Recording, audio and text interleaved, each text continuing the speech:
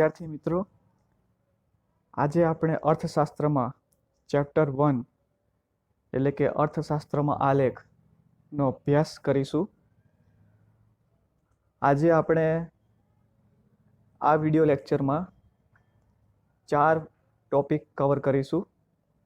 પ્રસ્તાવના, આકૃતિ અને આલેખનો અર્થ, આકૃતિના પ્રકારો અને આલેખના પ્રકારો. આ ચેપ્ટર ટોટલ 8 માર્કનું છે, જેમાંથી બોર્ડની અંદર એક VSQ, 2 SQ એટલે કે 4 માર્ક અને એક લોંગ ક્વેશ્ચન 3 માર્કનો, એટલે 4 ને 3 7 અને એક VSQ 8, એમ ટોટલ 8 માર્કનું વેઇટેજ આ ચેપ્ટરનું રહેશે. તો સૌ પ્રથમ આપણે પ્રસ્તાવનાથી સ્ટાર્ટ કરીશું. પ્રસ્તાવના શું કહે છે? તો તમે ઘણી બધી વાર ન્યૂઝપેપરની અંદર, ન્યૂઝ ચેનલની અંદર જે એક્સપર્ટ નિષ્ણાંત માણસો છે અર્થશાસ્ત્રના, એ ભારતના અર્થતંત્રને સંબંધિત કે વિશ્વના અર્થતંત્રને સંબંધિત ચર્ચા વિચારણા કરતા જોવા મળે છે. હવે આ ચર્ચા વિચારણામાં કોઈક વાર રસ પડે પણ ખરી અને કોઈ વાર રસ ના પણ પડે. હવે આ ચર્ચા વિચારણામાં રસ ન પડવાનું કારણ શું? કે આ ચર્ચા વિચારણા ખૂબ જ લાંબી હોય છે અને સમયનો બગાડ બી થઈ શકે છે. તો કોઈ સામાન્ય વ્યક્તિને જ્યારે ટૂંકમાં આ જે વિશ્લેષણની જે ચર્ચાઓ થતી હોય એ માહિતી જ્યારે એને જોતી હોય તો એક આકૃતિ અને આલેખ દ્વારા એ સરળતાથી સમજી શકે છે. સપોઝ એક્ઝામ્પલ તરીકે 1951ની વસ્તી ગણતરીથી લઈને છેલ્લે 2011ની વસ્તી ગણતરી, ત્યાં સુધીમાં જેટલી વાર વસ્તી ગણતરી થઈ એની પર ચર્ચા કરે નિષ્ણાંતો. એની 1951માં કેટલી હતી, 1961માં કેટલી થઈ, એની પાછળનું કારણ શું, 1971માં કેટલી થઈ. તો આ જે વધારાની જે વસ્તીમાં વધારો થાય છે એના વિશ્લેષણની જે નિષ્ણાંતો ચર્ચા કરે છે એ ચર્ચા પાછળ સમય ખૂબ જ લાગે છે. હવે એ જે અલ્ટિમેટલી જે નિર્ણય ઉપર આવે છે, જો એ નિર્ણયને આકૃતિ અને આલેખ દ્વારા સમજવામાં આવે તો સામાન્ય માનવીને, સામાન્ય વ્યક્તિને પણ એ અર્થશાસ્ત્રની માહિતી પ્રાપ્ત થઈ શકે છે. એટલે ચિત્ર કે આકૃતિ દ્વારા વ્યક્તિને સરળતાથી માહિતી પહોંચાડી શકાય છે.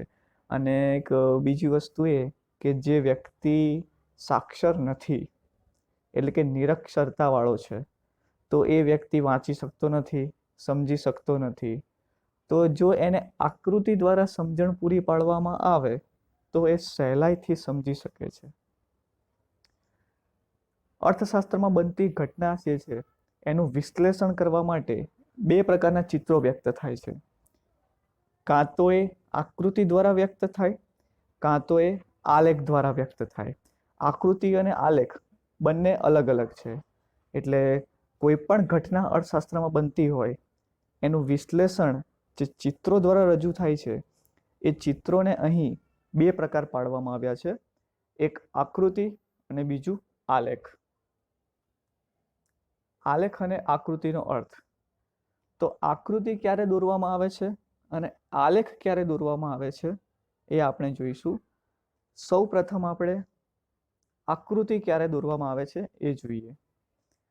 તો આ આકૃતિ ક્યારે દોરવામાં આવે છે એ પ્રશ્ન રિસેન્ટલી જ માર્ચ 2020ની બોર્ડની એક્ઝામમાં પૂછાઈ ચૂક્યો છે કે આકૃતિ ક્યારે દોરવામાં આવે છે. તો જ્યારે તમને માહિતી જે આપી હોય એ માહિતીની આવૃત્તિ અસતત હોય ત્યારે આકૃતિનો ઉપયોગ કરવામાં આવે છે. તમને અસતત આવૃત્તિનું ઉદાહરણ આપેલું છે, કિંમત અને માંગ છે, માંગ અને પુરવઠો છે, બરોબર. તો આ બધા અસતત આવૃત્તિમાં આવશે. કિંમત ₹1 હોય તો માંગ 100, કિંમત વધી જાય તો માંગ ઘટે છે. તો આપેલી માહિતી જે છે એ સ્પષ્ટ માહિતી છે, અસ્પષ્ટ માહિતી નથી. કિંમત 1 રૂપિયો હોય તો માંગ એની 100 એકમ થાય છે. કિંમત 2 રૂપિયા હોય ત્યારે માંગ ઘટીને 80 રૂપિયા થાય છે. તો તમને સ્પષ્ટ ચોક્કસ માહિતી આપી છે. તો જ્યારે ચોક્કસ પ્રકારની માહિતી આપી હોય, સ્પષ્ટ માહિતી આપી હોય, તો એ અસતત આવૃત્તિમાં આવશે. તો જ્યારે માહિતીની આવૃત્તિ અસતત હોય ત્યારે આકૃતિ દોરવામાં આવે છે. આકૃતિ સ્વયં સ્પષ્ટ માહિતી માટે દોરવામાં આવે છે. એ કીધું એ પ્રમાણે જ્યારે તમને માહિતી સ્પષ્ટ આપેલી હોય, ચોક્કસપણે આપેલી હોય, ત્યારે આકૃતિ દોરવામાં આવે છે. આકૃતિ માટે આંકડાશાસ્ત્રનું ઊંડું જ્ઞાન જરૂરી નથી. કેમ જરૂરી નથી? કારણ કે તમને આપવામાં આવેલી માહિતી એ સ્પષ્ટ હોય છે, ચોક્કસ હોય છે. એટલે આકૃતિ દોરવા માટે કોઈ આંકડાશાસ્ત્રનું ઊંડું જ્ઞાન જરૂરી હોતું નથી.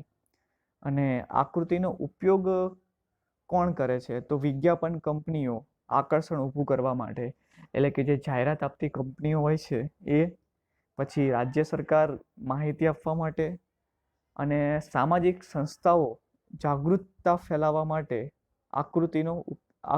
આલેખનો ઉપયોગ કરે છે. હવે આપણે આલેખ વિશે અભ્યાસ કરીશું. આ ટોપિકમાંથી 2018 અને 2019 એમ બંને વર્ષ આલેખમાંથી પ્રશ્ન પૂછવામાં આવેલો, જે તમે સ્ક્રીન પર જોઈ શકો છો. 2018માં VSQ પૂછાયો હતો ત્યારેનો પ્રશ્ન આ રીતનો હતો: આલેખ એટલે શું? એટલે કે આલેખ કોને કહેવામાં આવે છે? અને 2019માં VSQ આ રીતનો હતો: આલેખ ક્યારે દોરવામાં આવે છે? એટલે કેવા પ્રકારની આવૃત્તિ આપેલી હોય અથવા તો કેવા પ્રકારની માહિતી આપેલી હોય તો આલેખ દોરવામાં આવે છે. તો આ 2021ની આવનારી બોર્ડની એક્ઝામમાં બની શકે કે આ બંનેમાંથી કોઈ એક પ્રશ્ન રિપીટ થાય. તો જોઈએ આપણે આલેખની વ્યાખ્યા શું છે. તો આકૃતિની વ્યાખ્યામાં આપણે જોયું એના અર્થમાં કે જ્યારે માહિતી સ્પષ્ટ આપેલી હોય ત્યારે આકૃતિ દોરતા હતા. તો આલેખ ક્યારે દોરવામાં આવે છે? જ્યારે માહિતી અસ્પષ્ટ આપેલી હોય, ચોક્કસ પ્રમાણમાં માહિતી ના આપેલી હોય, એટલે કે જે આવૃત્તિ તમને આપેલી હશે એ આવૃત્તિ સતત આપેલી હશે, તો ત્યારે આલેખ દોરવામાં આવે છે. તો એની વ્યાખ્યા શું છે? સતત આવૃત્તિ ધરાવતી માહિતી અથવા અસ્પષ્ટ આંકડાકીય માહિતી માટે આંકડાશાસ્ત્રની મદદથી સ્પષ્ટતા લાવીને દોરાતું ચિત્ર એટલે આલેખ. એટલે જે અસ્પષ્ટ આંકડાકીય માહિતી આપણી પાસે આવેલી હોય એને આંકડાશાસ્ત્રના વિવિધ સૂત્રો વડે ચોક્કસ પ્રકારની માહિતી ભેગી કરીને એ અસ્પષ્ટ માહિતીને સ્પષ્ટ બનાવવામાં આવે છે. અને પછી તેના પરથી જે ચિત્ર દોરવામાં આવે છે તેને આલેખ કહેવામાં આવે છે. જ્યારે માહિતીને સતત આવૃત્તિમાં દર્શાવી હોય ત્યારે આલેખ દોરવામાં આવે છે. એક્ઝામ્પલ જોઈએ એટલે તમને વધારે ખ્યાલ આવશે. તમને અહીં 2 એક્ઝામ્પલ આપેલા છે. એક લોકોની આવક અને સંખ્યા, અને વિદ્યાર્થીઓની સંખ્યા અને એમના ગુણ. તો આ ઉદાહરણ ચોપડીની અંદર મોટું છે, પણ મેં ખાલી તમને સમજ માટે અહીં ટૂંકમાં આપેલું છે. આવકનો વર્ગ 10,000 થી 20,000, 20,000 થી 30,000. લોકોની સંખ્યા 500 અને 300 આપેલી છે અનુક્રમે. તો આ માહિતી પરથી આપણને ખબર પડે છે કે 10,000 થી 20,000 સુધીના આવકવાળા લોકો છે એમની સંખ્યા 500 છે. તો આટલી માહિતી આપણી પાસે આવી, પણ આવેલી માહિતી એ અસ્પષ્ટ છે. કેમ?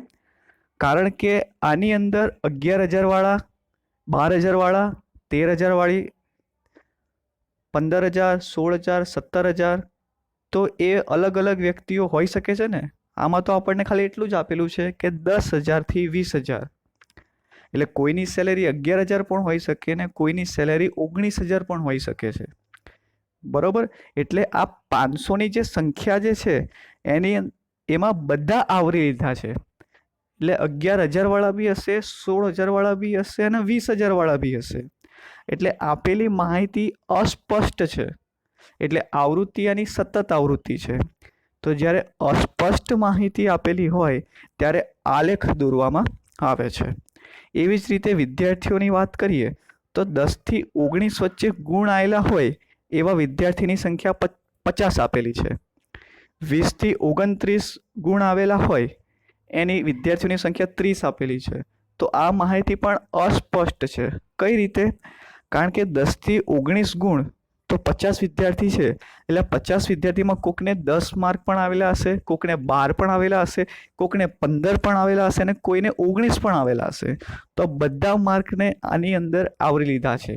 એટલે માહિતી તો આપેલી છે પણ સ્પષ્ટ માહિતી આપેલી નથી, અસ્પષ્ટ માહિતી છે. તો આને આંકડાશાસ્ત્રની પદ્ધતિનો ઉપયોગ કરીશું. એ ઉપયોગ કરીને પછી આલેખ દોરવામાં આવે છે. તો હવે તમને થોડો ઘણો ખ્યાલ આવી ગયો હશે કે સ્પષ્ટ માહિતી કોને કહેવાય અને અસ્પષ્ટ માહિતી કોને કહેવાય. એટલે જ્યારે આપણને સ્પષ્ટ માહિતી આપેલી હોય ત્યારે આકૃતિ, અસ્પષ્ટ માહિતી આપેલી હોય ત્યારે આલેખ દોરવામાં આવે છે. બીજા શબ્દમાં કહીએ તો જ્યારે અસતત આવૃત્તિ આપેલી હોય ત્યારે આકૃતિ અને જ્યારે સતત આવૃત્તિ આપેલી હોય ત્યારે આલેખ દોરવામાં આવે છે.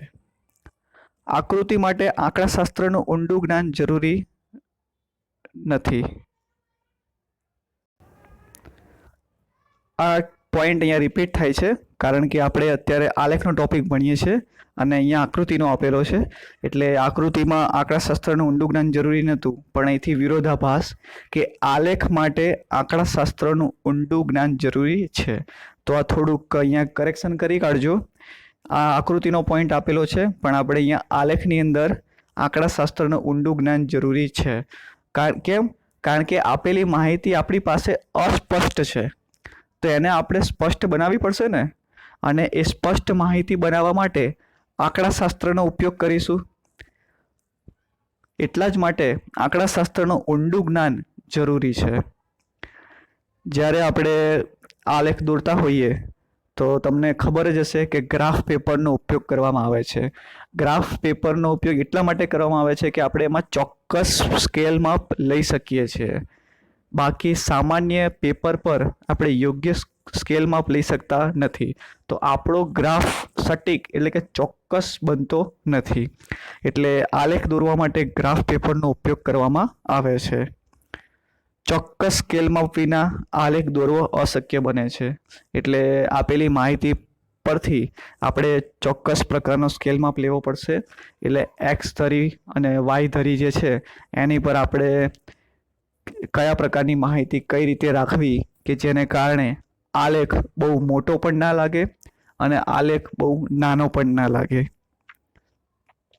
અને આલેખનો ઉપયોગ કોણ કરે છે? તો સંશોધનકારો એટલે કે રિસર્ચો અને ઉચ્ચ શિક્ષણમાં એટલે હાઈલી એજ્યુકેશન જ્યાં આપવામાં આવે છે ત્યાં એ લોકોને પ્રેઝન્ટેશનના માધ્યમમાં આ ગ્રાફનો ઉપયોગ વધારે કરવામાં આવે છે. તો આ હતું આલેખ અને આકૃતિનો અર્થ. આપણે આકૃતિના પ્રકારો વિશે ચર્ચા કરીશું. હવે આકૃતિના પ્રકારો જે છે બોર્ડની એક્ઝામની અંદર 2 ગુણની અંદર ઘણી બધી વાર પૂછાય છે. મેં તમને અહીં જે આકૃતિના 6 પ્રકારો છે એ 6 પ્રકારો મેં ચિત્ર સાથે આપેલા છે અને આ 6 પ્રકારોનો ઉપયોગ ક્યાં થાય છે એ પણ મેં તમને આ પીડીએફની અંદર વિડીયો લેક્ચરની અંદર સમજાવવામાં આવ્યું છે. તો તમારે માત્ર અહીંયા 6 પ્રકાર જ ધ્યાનમાં રાખવાના છે. એટલે પ્રશ્ન તમને આ રીતનો પૂછાતો હોય છે, આકૃતિના કેટલા પ્રકાર છે અને કયા કયા? તો આકૃતિના 6 પ્રકાર છે અને આ 6 પ્રકારમાં ચિત્રાકૃતિ, છૂટાછવાયા બિંદુઓ એટલે કે વિકર્ણ ધરાવતી આકૃતિ, સ્કેટર ડાયાગ્રામ, ત્રીજું સમય આધારિત આકૃતિ એટલે કે અન્ય પરિબળ આધારિત રેખા આકૃતિ જેને લાઇન ડાયાગ્રામ કહેવામાં આવે છે, વર્તુળ આકૃતિ, સ્તંભ આકૃતિ અને વૃતાંશ આકૃતિ. તો તમારે ખાલી માત્ર અહીંયા 6 નામ જ ધ્યાનમાં રાખવાના છે. આ પ્રકારો ક્યાં ઉપયોગમાં આવશે એ તમારે ધ્યાનમાં રાખવાની જરૂર નથી. તમને ચોપડીની અંદર ખાલી આકૃતિના 6 પ્રકારો અને 6 પ્રકારોના નામ આપેલા છે, પણ મેં તમારા કોન્સેપ્ટને ક્લિયર કરવા માટે દરેક આકૃતિ અહીંયા ડિટેલમાં સમજાવેલી છે. તો વન બાય વન આપણે સમજવાનો પ્રયત્ન કરીશું. સૌથી પહેલી છે ચિત્રાકૃતિ એટલે કે પિક્ટોગ્રામ.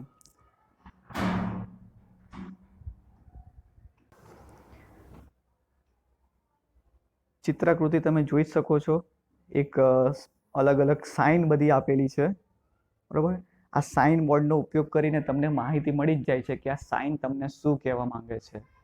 તો આ ચિત્રાકૃતિ એ આકૃતિનો પ્રકાર છે. હવે આ ચિત્રાકૃતિ એટલે કે પિક્ટોગ્રામનો ઉપયોગ ક્યારે થાય છે તો તમને આપેલું છે, જ્યારે મનોરંજક રીતે માહિતી રજૂઆત કરવી હોય અને ખૂબ જ આવશ્યક સંદેશો બીજા કોઈને પહોંચાડવો હોય એટલે ફેલાવો કરવો હોય ત્યારે આ ચિત્રાકૃતિનો ઉપયોગ કરવામાં આવે છે.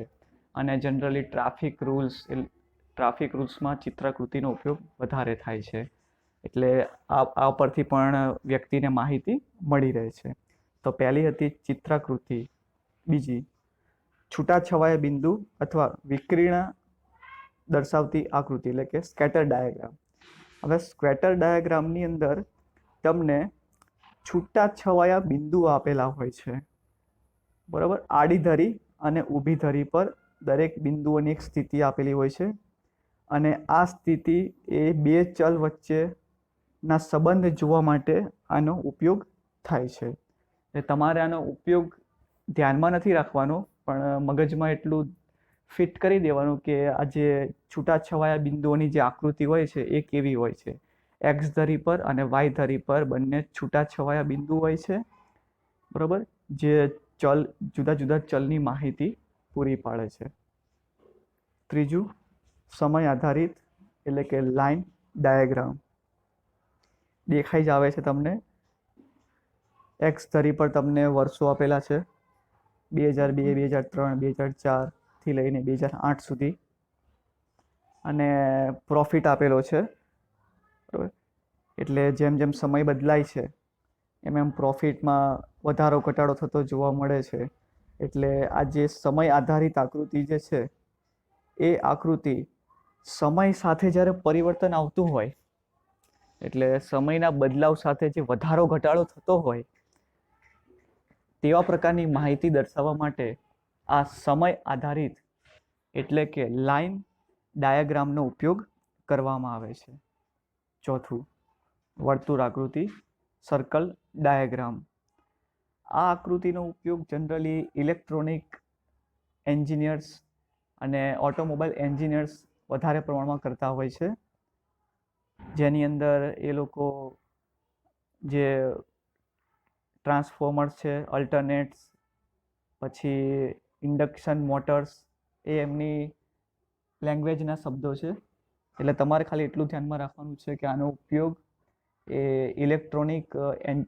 ઇલેક્ટ્રિક એન્જિનિયર એ પોતાના ઇલેક્ટ્રોનિક્સ ડિવાઇસ માટે, અને ઓટોમોબાઈલ એન્જિનિયર એ વિવિધ મોટર્સની ડિઝાઇન માટે માહિતી પૂરી પાડવા માટે આ વર્તુળ આકૃતિનો ઉપયોગ કરે છે.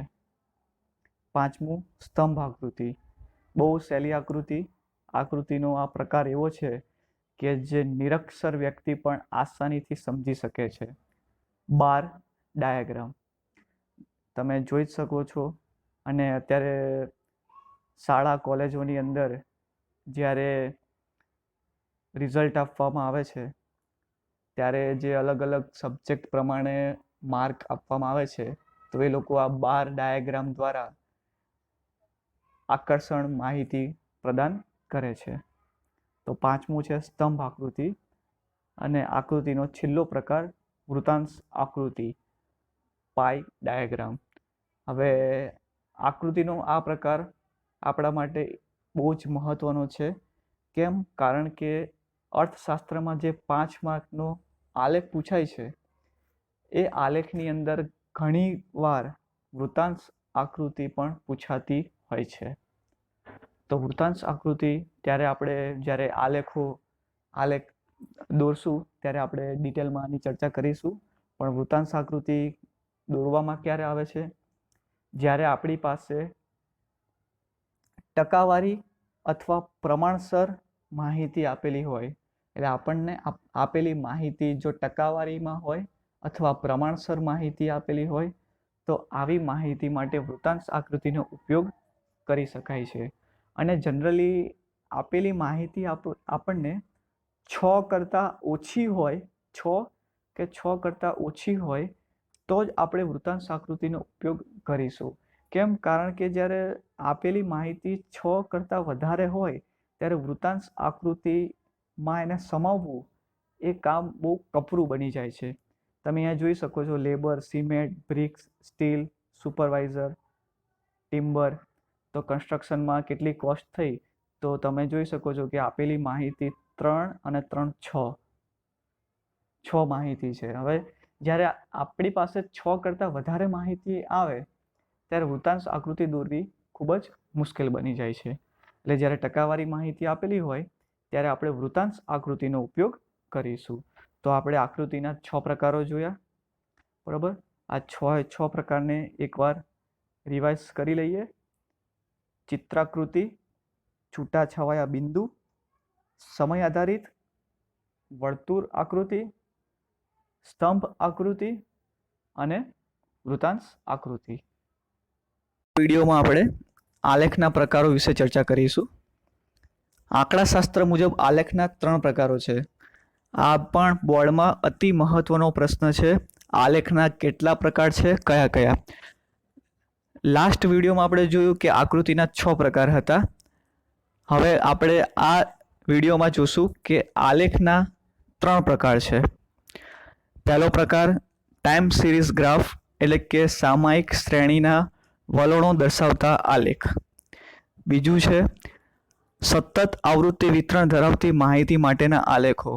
હવે આપણે અગાઉના વિડીયોમાં જોઈ જ ગયા કે સતત આવૃત્તિ વિતરણવાળી માહિતી કોને કહેવાય અને અસતત આવૃત્તિ વિતરણવાળી માહિતી કોને કહેવાય.